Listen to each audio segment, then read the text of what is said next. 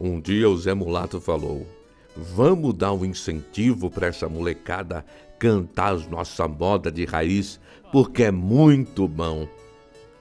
Passou um tempo e ele soltou esta: precisamos dar um jeito. Essa molecada tá tocando viola demais. Não tá sobrando pra gente. Tem que matar um pouco. A expressão mano velho tem sido usada como um pronome de tratamento por toda uma geração recente de violeiros, especialmente aqueles que, a partir do início da década de 80, mantiveram um pé na chamada música popular brasileira e uma viola debaixo dos braços. Renato Teixeira, Almir Sater, Vital Farias, entre outros. Pois Pena Branca é o mais velho dos mano. Foi em dupla com o irmão Chavantinho que gravou, em 1981, Cio da Terra, de Chico Buarque e Milton Nascimento. A primeira de muitas canções de compositores da MPB que registraram nas décadas seguintes. Enfim, eles conseguiram acaipirar a MPB. A mistura, sempre intercalada por temas folclóricos em seus discos, acabou gerando um público jovem que ainda hoje frequenta e admira os seus shows. Mas o que é música caipira? Olha, tem o caipira da festa junina, aquele camarada com a calça rancheira e a camisa xadrez que passa aquela imagem do caboclo desdentado. Mas não é nada disso. E tem esse caipira de quem nós fazemos história cantando, contando a sua vida. Para mim é como se fosse uma roda de fogueira, como se fosse uma pousada de boiadeiro, contando histórias de caçadas de onça, contando causos. Agora, nem se fala mais que a música é caipira, se fala sertaneja. Para mim é moda raiz, porque é dela que se tira tudo que se faz agora. Não é, mano velho? A música caipira, então, tem que contar uma história? Acho que sim. Por exemplo, Chico Mineiro, de Tonico Tinoco. Você pode sentar numa cadeira e ouvir a letra da música contada. Fizemos a última viagem, foi lá para o sertão de Goiás. O caipira é um camarada sentido. Ele nasce lá no meio da roça, trabalha de sol a sol, mas é do trabalho dele que o pessoal da cidade mata a fome. Você e seu irmão Chavantinho começaram a cantar ainda crianças? Meu pai trabalhava numa fazenda e funcionava assim. O patrão tinha 30 vacas e só queria o leite. O que meu pai plantasse era dele. Meu pai não ganhava dinheiro do leite, só da plantação. Isso em Uberlândia. Mas eu nasci do lado de cá do rio. Sou meio mineiro, meio paulista. Depois de 10 dias de nascido em Igarapava, São Paulo, fomos para Uberlândia. Era uma época em que não se via dinheiro. Se trabalhava em troca de trabalho. Eu trabalhava para o vizinho e depois ele trabalhava para mim. O patrão não pagava com dinheiro, dava terra para fazer a horta. Meu pai era muito controlado. Ele plantava e na época da safra é que se fazia o acerto. Ali acontecia a festa de mutirão. No fim de semana chegavam 60, 80 homens, todos de enxada na mão, e limpavam o terreno. Quando era o fim da tarde, começo da noite, começava a música. E se aprendia com as festas? Na época, o que se tocava era viola, violão e sanfona. Quando não tinha violão, se usava cavaquinho. Meu pai tinha um luxo por um cavaquinho dele. Foi nele que comecei a aprender a tocar. Meu pai e meu tio gostavam de cantar e acabamos aprendendo mais por eles cantando. Naquela época só tinha rádio nas fazendas. E o que eu ouvia na época era a Rádio Record de São Paulo. Lá se ouvia o Raul Torres e Florencio, Tonico e Tinoco. De onde vem o formato de duplas?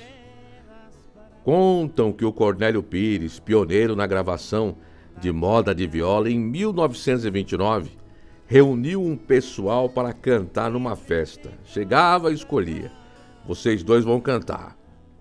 Se um tinha uma voz considerada boa, ele chamava outro para ser o ajudante. Na Folia de Reis, por exemplo, tem a primeira e a segunda voz. A terceira é a quarta, até a quinta. Depois vem o contralto, melhor dizendo. Então sempre há dupla na música de raiz. E vocês participavam da Folia de Reis? Aprendi mesmo a tocar vendo aqueles velhinhos tocando viola de cravelha na Folia dos Reis. Aprendi assim e até hoje não entendo nada de partitura. Toco tudo de ouvido. Só estudei até o 4º ano da escola rural. Não consigo nem decorar logo a letra. Às vezes eu faço a letra e depois não consigo lembrar. Eu tinha um medo de professor. Chega a tremer. Sempre fui cabeça dura mesmo. Já o Chavantinho era mais aberto.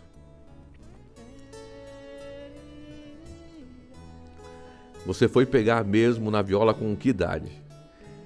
Meu pai morreu em 1951. Tivemos que mudar para uma cidade perto de Uberlândia, Tupaciguara. Éramos 7 irmãos. Eu, o mais velho, e minha mãe passou a lavar roupa para acabar de criar os filhos. Fui trabalhar numa charqueada, hoje se chama frigorífico. Eram 3 meses de serviço no matadouro e na fabricação do charque, e acabava o serviço. Aí vinha um fazendeiro e levava a gente para trabalhar na roça o resto do ano. Meu tio tinha um violão e pegávamos escondido dele para tentar aprender alguma coisa. Só conseguimos comprar 2 violões em 1961. E as duplas? Eu cantei primeiro com Oswaldo, o irmão que vinha depois de mim, e o Chavantinho cantava com Antônio. Minhas irmãs também cantavam, mas as músicas do Aguinaldo Timóteo. Um dia eu e Chavantinho, já com os violões, decidimos cantar no rádio. Aprendemos a cantar ouvindo Tonico e Tinoco, Zico e Zeca, Vieira e Vieirinha, Raul Torres e Florencio, Brinquinho e Brioso. O Chavantinho não sabia nada de violão. Falaram para ele que se quisesse aprender a tocar era preciso pegar uma cobra. Na roça a gente sabe pegar uma cobra. Pegava uma forquinha, prensava a cabeça dela na areia e podia pegar que não tinha perigo. E depois tinha que soltar. Não podia matar. Eu disse, não faço isso não. E o Chavantinho? Chavantinho fez. Deixou a cobra se enrolar nos dedos dele e ficou desembambado no violão. Como eu tinha visto aqueles senhores da folia com os violões, ou com as violas. Decidi comprar uma. Aprendi as posições com eles e fiquei mais controlado. Assim conseguimos cantar no programa da Rádio Difusora de Uberlândia. Perguntaram o nome da dupla e dissemos os nossos nomes, José e Ranulfo. O apresentador, Zé do Bode, disse, vou colocar um nome para vocês cantarem hoje, Peroba e Jatobá. Cantamos uma moda do Leôncio e Leonel. E eles gostaram. Viu? Pediram para a gente voltar na outra semana. Chegamos em casa e já decidimos mudar o nome. Colocamos Barcelo e Barcelinho. Um dia ganhamos um programa nas quartas-feiras. Nos 9 anos seguintes, cantamos nas 3 rádios de Uberlândia, Difusora, Cultura e Educadora.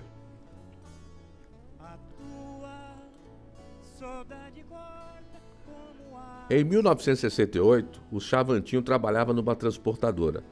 Um dia ele foi para o canal de São Simão passar uma carga de um caminhão que tinha quebrado para outro.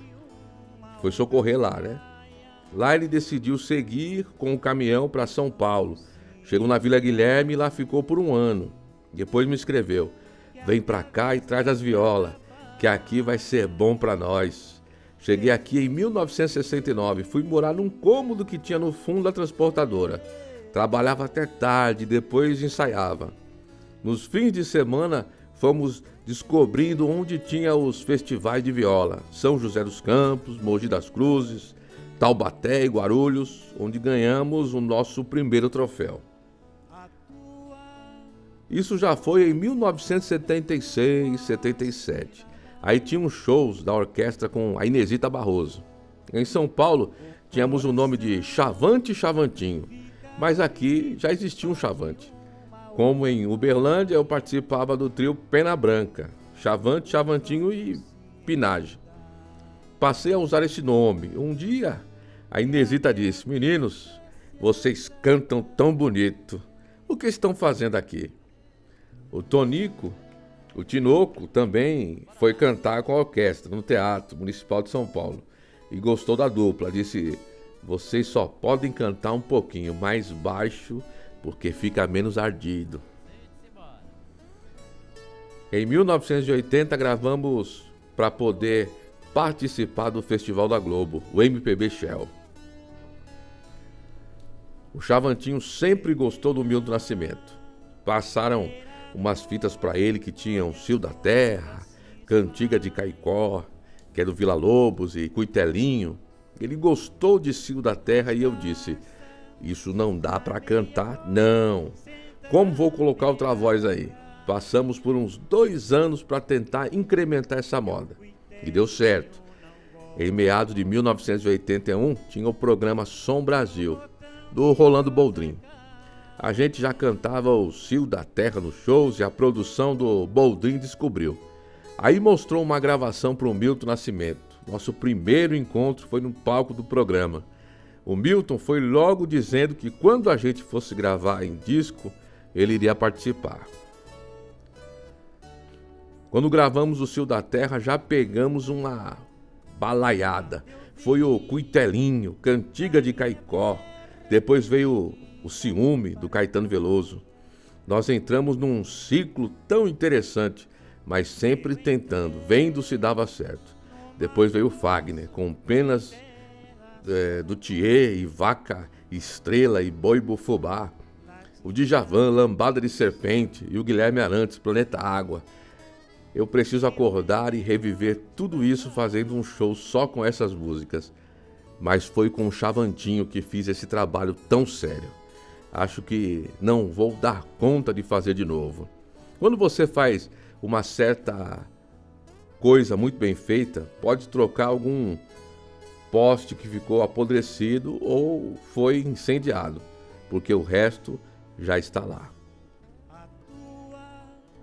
O disco Semente Caipira, que ganhou o Grammy, teve seu repertório escolhido por nós dois, mas não deu tempo de a gente gravar. Teve uma época que o Chavantinho esteve internado e eu fiz o show sozinho. Aí ele me disse: está de pé. Se você for seguir carreira sozinho, pode gravar o repertório. Gravei.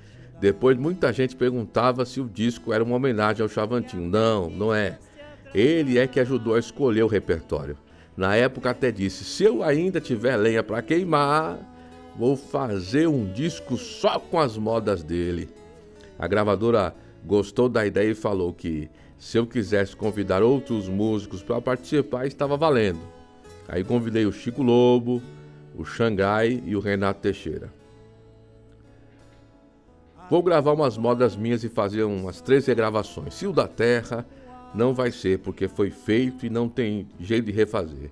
Já virou um clássico. Mas uma delas é o Cuitelinho, que é um apanhado tão interessante que sempre aparece num verso novo, como é o Luar do Sertão. Também um tema popular, embora registrado como de autoria de Catulo da Paixão, cearense, e João Pernambucano. Você precisa ver nos meus shows como cresceu a participação da juventude. É o mesmo que aconteceu no show do Zezé de Camargo e Luciano. Só que nos meus shows eles vêm mais conscientes. Vêm porque o pai, o avô ouvem. Uns falam assim: se eu soubesse que a moda de raiz era tão gostosa, tinha vindo há mais tempo. E tem uma geração de violeiro novo, Cláudio Lacerda, Pereira da Viola, Chico Lobo. As orquestras deram asas para todo mundo. Tem uma dupla de amigos lá de Brasília, Zé Mulato e Cassiano. Um dia o Zé Mulato falou: vamos dar um incentivo para essa molecada cantar as nossa moda de raiz, porque é muito bom. Aí passou um tempo e numa outra entrevista ele soltou essa: precisamos dar um jeito aí. Essa molecada tá tocando viola demais, não tá sobrando pra gente não. Tem que matar um pouco. Se espalha